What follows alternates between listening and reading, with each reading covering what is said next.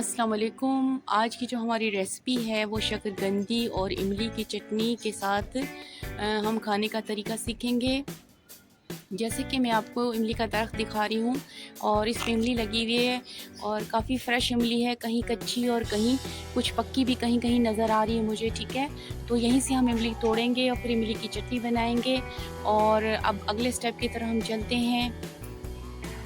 जैसा कि आपको इसमें नज़र आ रहा है, मेरे पास 1 केजी शकरकंदी है। ठीक है, इसको मैंने अच्छी तरीके से धो कर खुश्क कर लिया है। अगले स्टेप में हम इसको बॉईल करते हैं। अगले स्टेप की तरफ चलते हैं।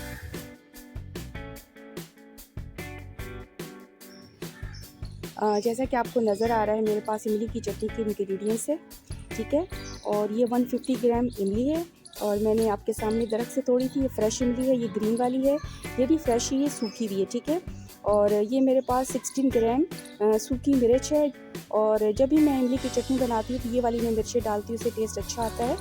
और इसके बाद एक देसी लहसुन की पोथी है, आप जो आपके पास जो भी लहसुन हो आप इस्तेमाल कर सकती हैं। और ये 1 चम्मच नमक है। ठीक है, सबसे पहले मैं इमली को छील के अच्छी तरीके से एक उबाल देकर इसको सारी बीज वगैरह निकाल के छान के आपको दिखाती हूँ। ठीक है, अच्छी तरीके से दिखाती हूँ। उसके बाद मैं ये सूखी मिर्च को और लहसुन को और नमक को पीस के चटनी को और फिर इसको मिक्स करके आपको अगले स्टेप में दिखाती हूँ।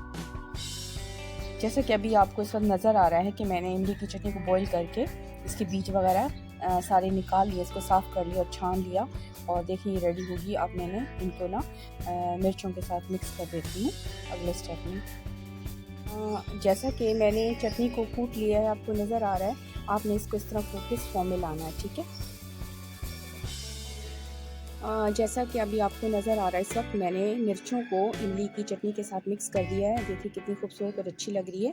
अब मैं आपको फाइनल स्टेप को दिखाती हूँ कि हम शकरकंदी के साथ इसको किस तरह हमने इसको खाना है।